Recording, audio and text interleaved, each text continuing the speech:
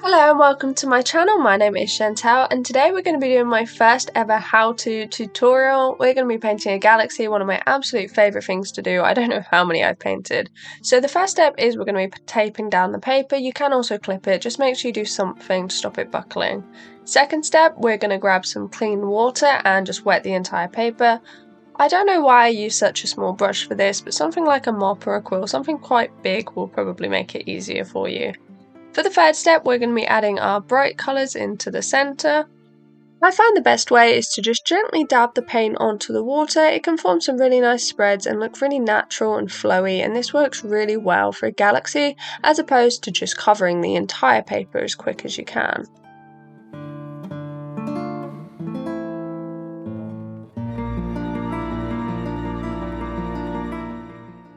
I'm using a cool palette today. I'm using pinks and blues and blending them together to form some purples.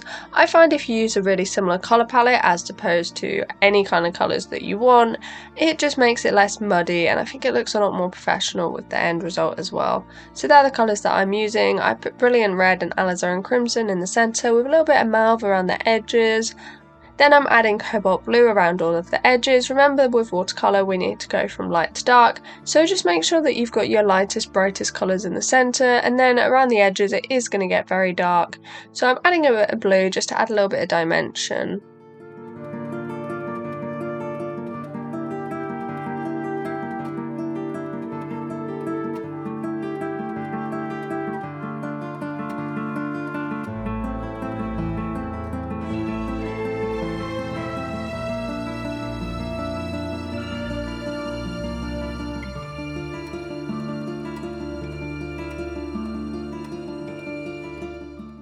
I added a second blue here, but this really isn't necessary. You can do this with as few colours as possible. I didn't do any mixing as well because I wanted to get as much pigment as I possibly could down.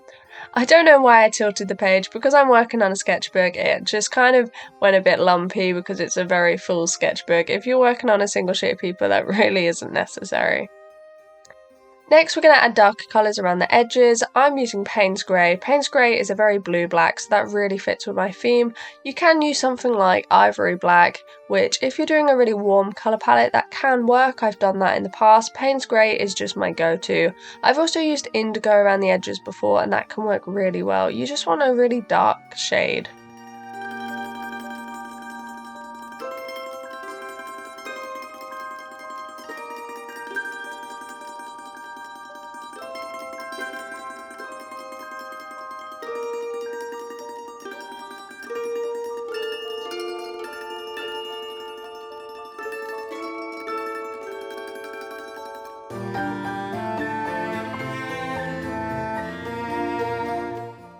At this point the middle had already dried quite a bit, so I'm just adding a little bit more brilliant red and mauve into the centre, just layering a bit more pigment. Obviously it wasn't completely dry, but this just really helps with getting as much pigment down as possible to make it as bright as we possibly can.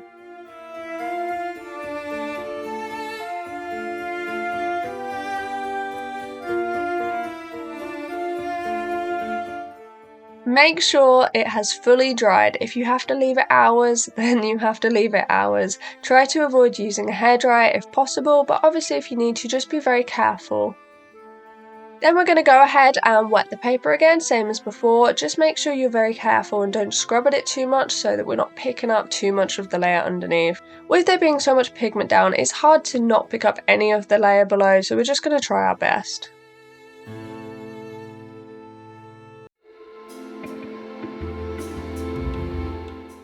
This second layer, we're just going to repeat the first again. We're going to go in with brilliant red and alizarin crimson in the centre, as we did before, and this will really help the page pop and make it really bright. So for this entire piece, the colours I used were brilliant red and alizarin crimson in the centre, a little bit of mauve around the edges, and then a bit of cobalt blue and ultramarine and Payne's Grey around the edges.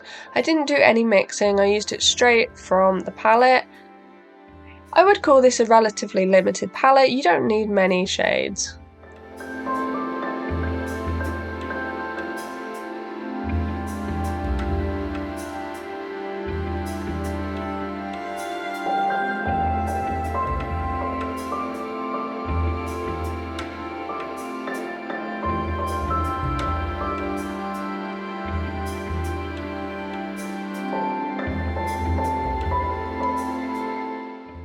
So again, we're going to be adding the darker colour around the edges. At this stage, we're going to add quite a lot of it. We really want to make it darker to give the illusion of space. It's nice that we've managed to keep it bright in the centre for this long, but it does definitely need to be darker if we're going to make it look like a galaxy. So this is the stage. You don't want to go straight in with your dark colours, but when it's ready, it's good to bring the darkness a little bit further into the centre.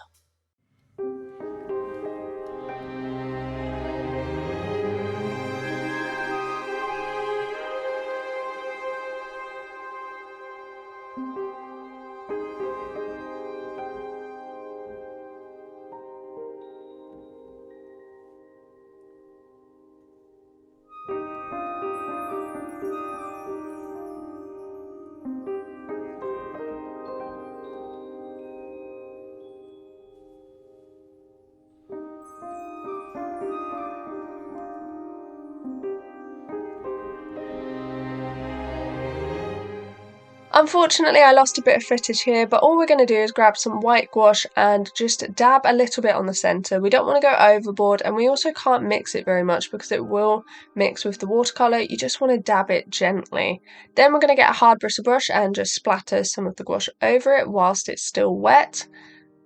And again, we're going to make sure it's completely dry. There really are 3 layers to this painting. Next, we're going to add some shooting stars. The best way to make these look good is to only do a few. I did 4 and I did them very thin, very small. And I used a gel pen just because I found it more accurate, but you can use white gouache.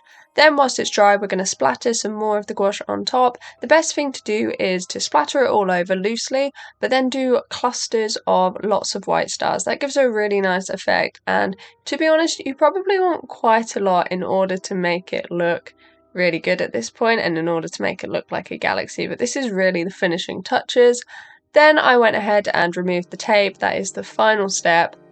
I always use a hairdryer just to heat the tape and prevent it from ripping, but it really does depend on the paper you're using. It can just help avoid it.